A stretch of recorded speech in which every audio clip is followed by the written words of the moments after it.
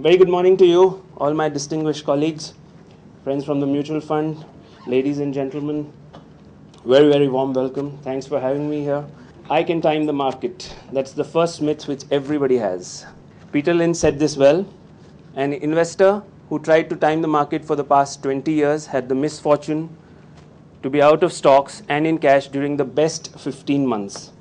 In fact, his study told him that, in fact, the investors had given up 76% of this period. That's because why the highs and lows of the market travel through quick bursts, which even a market expert is unable to time. And by chance, if one of us gets it right, that gives us the tag, oh, I know now what I can do. And that's what, that's the first pitfall, perhaps. And what do? Burn our fingers and then blame the market. John Bogle, whom Hari spoke about, said this very well.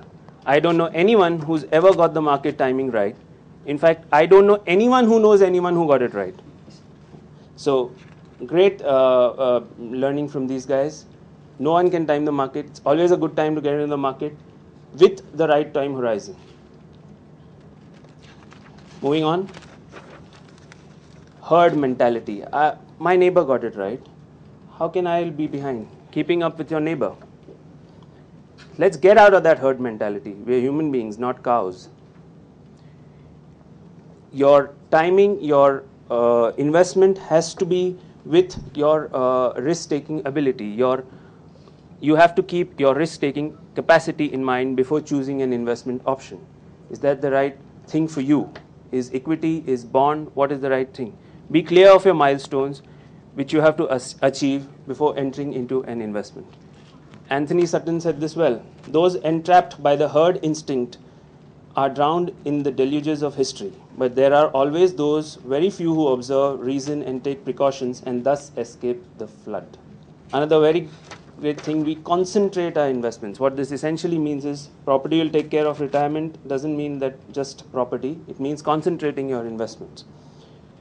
Don't never concentrate your investments. Just one asset class of investment is not the only way to invest. You have to diversify. You have to spread your investments across bonds, across stocks, across real estate, across gold.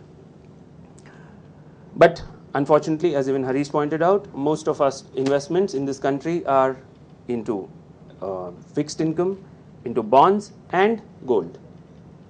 Nothing else. Equity doesn't get anything. What we do get is traders.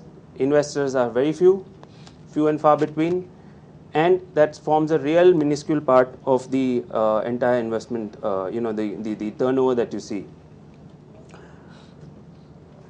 Peter Lynch says it again. When you buy shares in a company, if it manages to produce profits, you are a partner in those profits. On the other hand, if you buy an IBM bond, after 20 years, the company will repay you the money and say, thank you very much.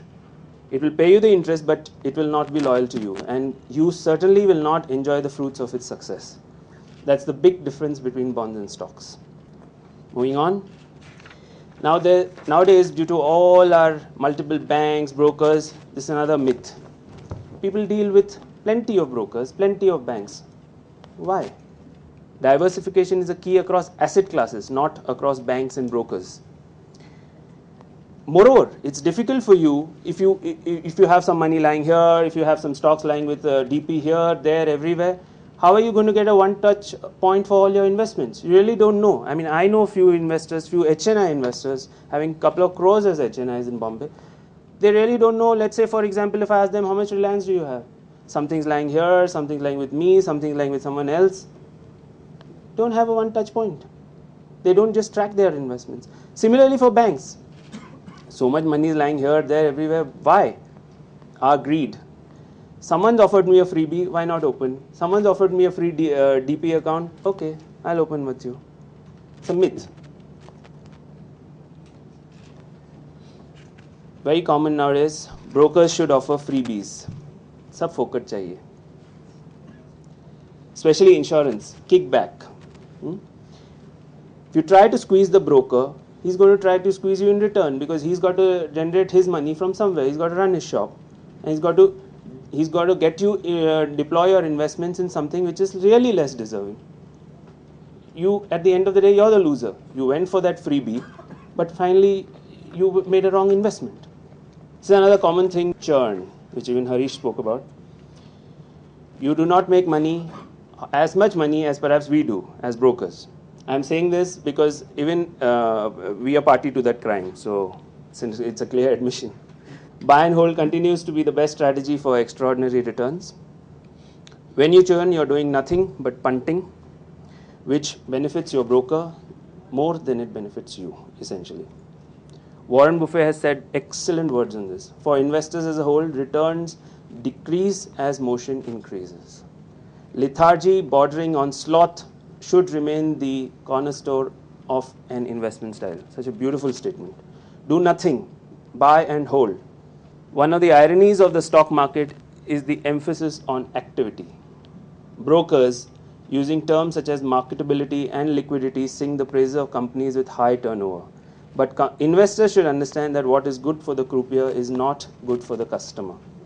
A hyperactive stock market is the pickpocket of enterprise. Such an important and beautiful statement. Sir John Templeton puts it even beautifully. Invest, don't trade or speculate. The stock market is not a casino, which unfortunately we've made it to be one. But if you move in and out of the stocks every time they move a point of view, the market will be your casino. And like most gamblers, you may lose eventually or frequently. It's another very common myth with investors in mutual funds. Low NAV, sab kuch sasta, 10 rupees, come on, 10 rupees. Do not get lured by the fact that something is being sold at 10 rupees. In reality, what you're paying for is the underlying. Because what it sells is not what it tells. You may be paying a higher value, you may be paying a higher price for that mutual fund, but essentially it's proven itself. You can see a track record, you can really assess the past and take a call on your investment. Benjamin Graham has said this beautifully. Investors should be wary of new issues, especially NFOs in our times, which means simply that these should be subjected to careful examination and unusually severe tests before they are purchased. There are two reasons for this double caveat. The first is that new issues have special salesmanship behind them, which calls therefore for a special degree of sales resistance. The second is that all the new issues generally come during favorable market conditions, such as now. You can see that's happening. In the recent past, we've had so many, till the commissions were done away, so many of the NFOs came out in the last year. Favorable market conditions, which were favorable for the seller, not for you, not for the buyer. There's a recent myth, why should I pay the advisor? We want to pay for the medicine, we do not want to pay the doctor. How is the doctor going to give us proper advice if we do not pay him? He's just going to play a trial and error. He's going to connive with the chemist and give you something which you perhaps don't need. So that's what is happening. You have to pay him his fees to get the right advice. Investors are ready to pay for the product but not the service. Commissions influence a broker's advice more than the customer's need or requirement. It's basically a conflict between value for advice versus value for product. This is another common myth today.